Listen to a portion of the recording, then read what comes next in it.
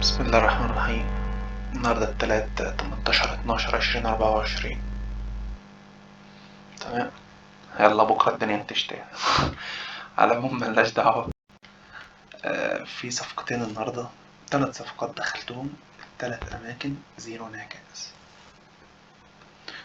اللي عايز يصدق يصدق، اللي مش عايز يصدق دي حاجة بتاعته. بس أنا برضه هبقى أحاول أحطهم في الفيديو. تمام.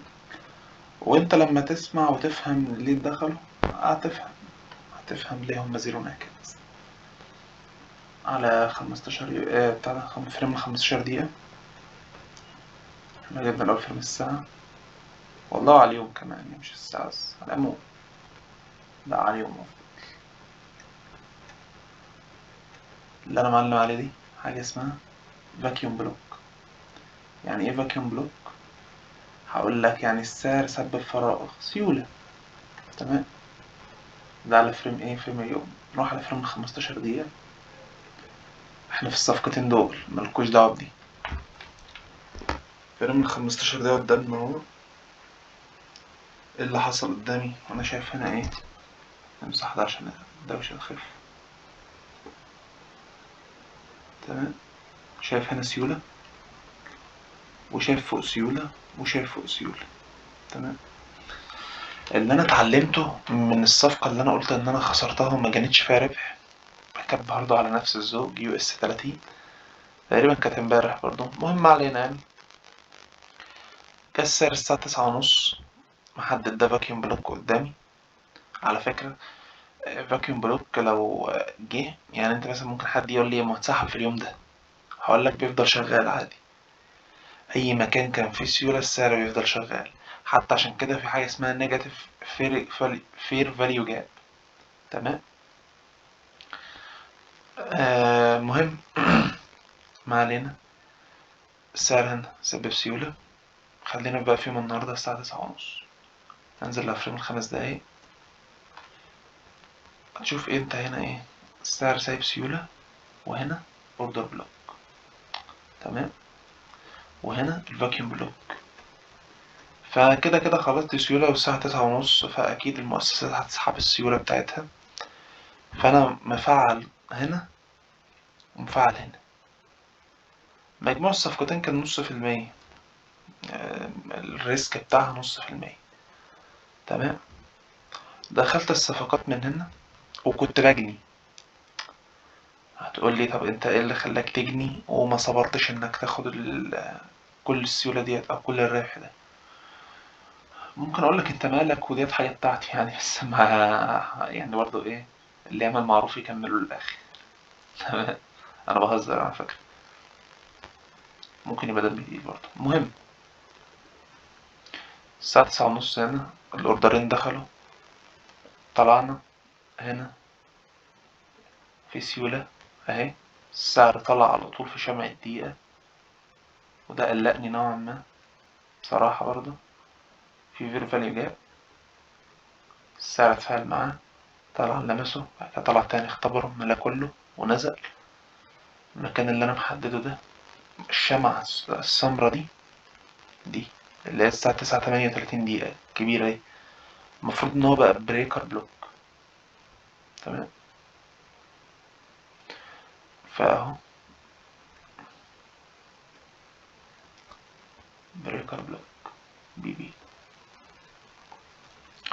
دخلت بعد ما السعر، انا طلعت طبعا، سحبت هنا زي نص الصفقة، نص صفقتين، ما هما صفقتين، دخلت سحبت نصهم. تمام. بعد كده السعر طلع، لمس هنا الفير فاليو جاب ونزل البريكر بلوك. نزلتي البريكر بلوك دي فعلت صفقة كمان، والصفقتين دول خليت الستوب بتاعهم هنا. المهم السعر طلع فوق. هتقول ايه؟ طب هو مطلعش على طول ليه؟ هقول لك. في هنا اوردر بلوك، فير فاليو جاب، لمسها، نزل من عندها، رجع تاني، كان كون هنا ايه؟ اوردر بلوك. السعر لمسه وصعد تاني. في هنا برضو جاب اهو. بص الجاب ده،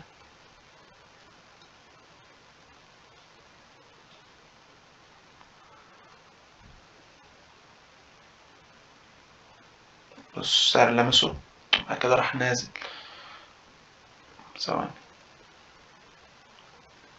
السعر لمسه بعد كده راح نازل شوية، بعد كده راح طاير على طول، ضرب ايه، ضرب الهدف بتاعه.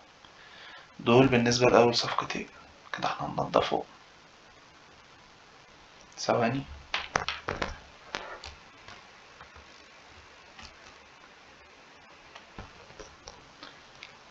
نضف له كل حاجة، مش مشكلة بقى، تعالوا. بعد كده الساعة بتيجي 12، معروفة يعني في المؤشرات السوق بيبدأ يتلاعب. وأنا عن نفسي مش بتداول الساعة 12 خالص على المؤشرات، و99% لأ برضه على الفوركس، يعني إلا لو صفقة حرفيا في الجو. تمام. المهم طبعا توقيت نيويورك جت الساعة 1، وأنا عارف إن في خبر الساعة 2. الساعة 1 بقى هنا يبدأ الشغل بتاعك. نجيب فيلم أكبر شوية، 5 دقايق أهو. دي سيولة اللي احنا حددناها، اللي هي ضربت السعر، السعر ضرب هدفه ونزل على فريم الدقيقة، عامل بتاع ده تشوك أو ماركت شيفت، شفت تحب ايه. بعد كده جاي هنا على فريم ال5 دقايق،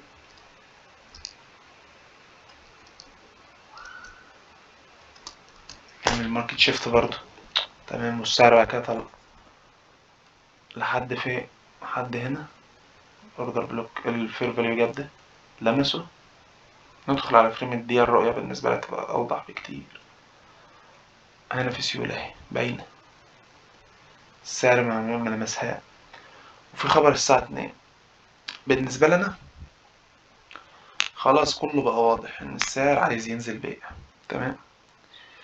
فبالنسبة لي ممكن السعر كان يسحب السيولة دي اهي، مكونة. تمام. دي مسحوبة بدول، دول سحبوا السيولة، يبقى بالنسبة لي ستوب لازم يبقى هنا. تمام. الستوب بتاعي كان في حدود في حدود النقطة ديت، خلاص. وتارجتي هنتارجت السيولة بتاعت اليوم اللي هي افتتاح الساعة 9:30. تمام. دخلت بالظبط من الأماكن دي، مش النقطة دي بالظبط، بس أنا داخل قبلها بدقيقة يا بدقيقتين من النقطة دي كده.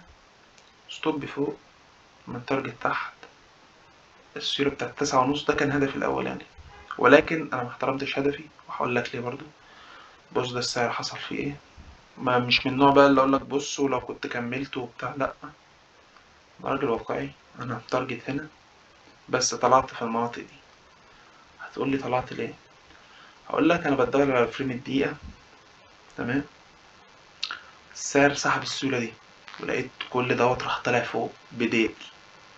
تمام. فانا خرجت، قلت خلاص ما ممكن يسحب السيولة ويروح جاي ضرب لك ستوبك يا معلم. وخصوصا ان انا كنت داخل الصفقة دي بلوت واحد ستاندر.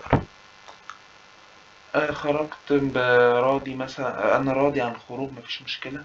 كل الربح دوت فاتني، عادي، مش نصيبك يا ابراهيم، عمرها ما جاتلك، مفيش مشكلة. الحمد لله. النهاردة ما مفيش ولا صفقة خسارة، ولو في عادي، أمر طبيعي في السوق يعني، والحمد لله.